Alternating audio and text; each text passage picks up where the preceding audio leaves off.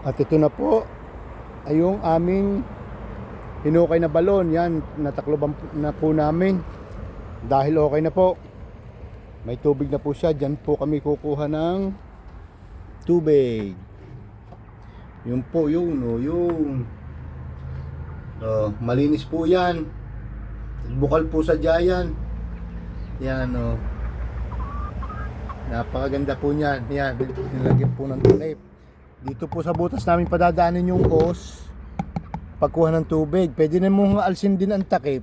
Pwede dito na namin lalagay para mas maganda. Yan po, napakaganda po niyan. Ito, sunod sa akin itong dalawang manok na ito.